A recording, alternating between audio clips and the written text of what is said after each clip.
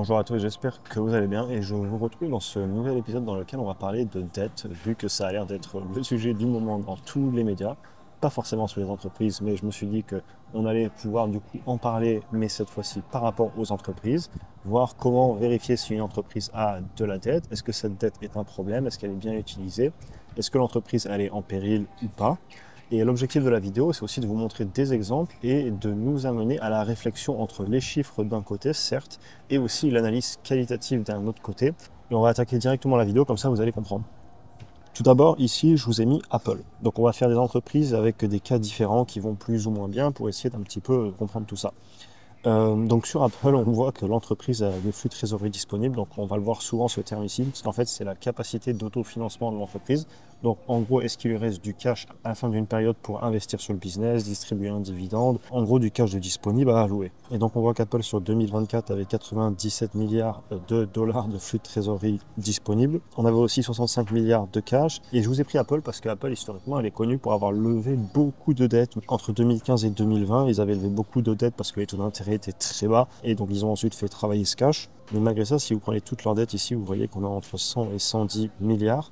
Donc ça veut dire qu'en un an de flux de trésorerie disponible, on peut pratiquement payer toute la dette. Et si on prend le cash en plus, on paye toute la dette très rapidement. Et la question ensuite, c'est est-ce que Apple elle a bien alloué cette dette et ce cash? Il faut savoir qu'Apple, au-delà d'investir dans les projets pour sortir les nouveaux produits, etc., ils ont racheté énormément d'actions et ils ont payé un dividende.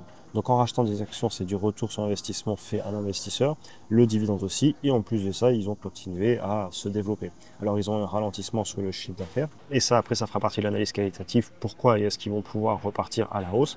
Par contre, ici, quand on regarde juste la dette et tout, il n'y a pas trop de risques, il n'y a pas trop de quoi s'inquiéter, on voit qu'ils pourraient très facilement rembourser toute cette dette, et s'ils ne le font pas, c'est peut-être plus par choix. Et pour rappel, c'est quand même une entreprise qui vaut 3670 milliards de dollars, donc la dette par rapport à la capitalisation boursière est très faible. Entreprise suivante, on va passer à Intel. Alors, Intel, c'est toute une autre histoire. Vous voyez ici que ça fait 2 ans d'affilée qu'ils ont des flux de trésorerie disponibles négatifs, donc l'entreprise brûle de l'argent chaque année. Et ils ne brûlent pas qu'un peu, l'année dernière, ils ont brûlé plus de 17 milliards de dollars pour une entreprise qui vaut 97 milliards en bourse. Et si vous prenez la dette, ils sont à 49 milliards pour 25 milliards de cash et le flux de trésorerie disponible est en négatif. Donc la dette monte et ils continuent de brûler du cash. Alors l'entreprise, on sait qu'elle a eu des difficultés. Je connais un tout petit peu Intel, mais j'ai jamais trop analysé, mais je sais qu'ils ont eu des difficultés. Et donc là, ce que je voudrais dire sur la dette, c'est que c'est pas forcément un problème. Ce qui m'ennuie le plus, ce n'est pas la dette, bien souvent. J'ai d'ailleurs pas toujours de problème avec le fait de lever de la dette. Il y a plein d'entreprises qui le font et ça peut être une bonne chose. Le problème, c'est de lever de la dette pour ensuite mal l'allouer et finir quand même très mal, alors qu'on avait levé de la dette pour que ça aille mieux pour investir.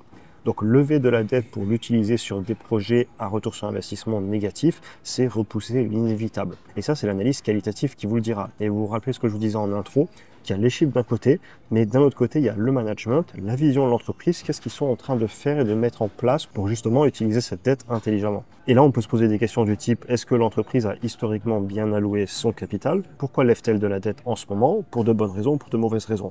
Et là, seule l'analyse qualitative vous donnera la réponse. On va continuer avec une entreprise, on va prendre Google. Donc Google est une entreprise qui vaut 2110 milliards de dollars en termes de capitalisation boursière. Et là, si vous regardez, on a 14 milliards de dollars de dette pour 110 milliards de dollars de cash. Et on a un flux de trésorerie disponible de 47 milliards. Donc là, rien à dire, c'est ultra propre. Et d'ailleurs, comme je le mentionne souvent, je vous ai mis un petit commentaire là-haut, il y a un moment, je dois faire des choix pour le portefeuille. Et il n'y a pas photo bien souvent. C'est-à-dire que, bien évidemment, que quand je vois un Google, un Intel et un Apple, et que j'ai pas beaucoup de place en portefeuille, ben, je vais vite faire mes choix, hélas, et je vais prendre les entreprises qui me semblent les plus pertinentes d'après mon analyse. Prochaine entreprise, on va accélérer un petit peu, je ne veux pas que la vidéo soit trop longue. On va prendre Ford, donc 43 milliards de dollars de capitalisation boursière. On a eu un flux de trésorerie disponible qui était un tout petit peu supérieur en 2023, et en 2022, il était en négatif, donc ils ont brûlé du cash. Cette entreprise a presque 150 milliards de dollars de dettes, 40 milliards de dollars de cash. Ils arrivent à peine à gérer un flux de trésorerie disponible positif, donc il leur faudra très longtemps pour rembourser la dette s'ils arrivaient à maintenir un flux de trésorerie disponible un petit peu positif. Et ils ont 3 fois plus de dettes que ce que l'entreprise vaut en bourse. On va passer à Tesla pour vous montrer une entreprise qui a eu une période difficile et qui maintenant va mieux. Donc si vous prenez Tesla au moment où c'était très critique pour eux, eh bien, on va le voir dans les chiffres. Regardez en 2017-2018, c'était le moment où l'entreprise, on ne savait pas si elle survivrait ou pas. Vous constatez qu'ils avaient beaucoup de dettes et un flux de trésorerie disponible négatif. Sauf que cette dette, elle a été utilisée de façon très efficace pour acheter des usines, créer des produits à fort avantage compétitif, ce qui fait que l'entreprise par la suite a pu rembourser toute cette dette, surtout qu'ils ont déjà précisé plusieurs fois qu'ils détestaient l'idée d'avoir de la dette. Ils ont un flux de trésorerie disponible positif, qui est d'ailleurs assez bas, je tiens à le préciser, parce que l'entreprise a un capex énorme, c'est-à-dire qu'elle investit énormément en ce moment en serveur de calcul en intelligence artificielle. À l'époque, ils ont beaucoup investi dans les usines, et donc le flux de trésor en pâtit. Mais encore une fois, comme je vous le disais en début de vidéo, si c'est de l'argent bien investi, parfait. On va finir sur une dernière entreprise, comme ça on aura vu 3 cas où ça va pas trop mal et 3 cas où c'est un petit peu plus difficile. Et je vous ai pris Renault, comme ça on aura aussi traité une entreprise française. Donc l'entreprise vaut 11,7 milliards d'euros de capitalisation boursière pour plus de 65 milliards d'euros de dette. Donc on a 6 fois plus de dette au niveau de l'entreprise que sa capitalisation boursière.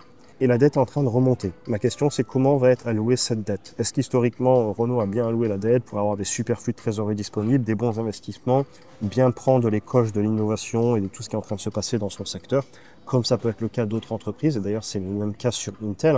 Est-ce que Intel va bien investir toute la dette qu'ils sont en train de lever pour justement réussir à avoir des nouvelles usines de fabrication de composants électroniques pour faire concurrence à Taiwan Semiconductor, etc. C'est le même débat qu'on soit dans l'automobile, dans la fabrication de produits électroniques, de voitures comme Tesla ou d'iPhone comme Apple. Au final, c'est comment le cash va être utilisé. Et est-ce qu'il va être utilisé sur des projets qui sont pertinents?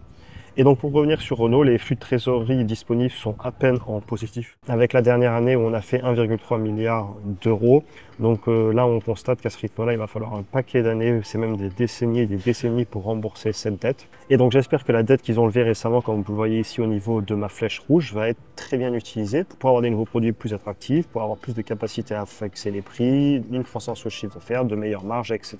On a fini pour aujourd'hui, j'espère que la vidéo vous aura intéressé. C'est évidemment des sujets qu'on continuera à aborder dans le temps, mais je tenais à vous le faire sous ce format pour que vous ayez justement des comparaisons entre plusieurs entreprises en direct et que vous voyez d'une entreprise à l'autre qu'effectivement on n'est pas toujours sur les mêmes cas et qu'on est obligé de faire des choix de ce qu'on met en portefeuille. Je vous souhaite une excellente journée et à très bientôt pour un prochain épisode.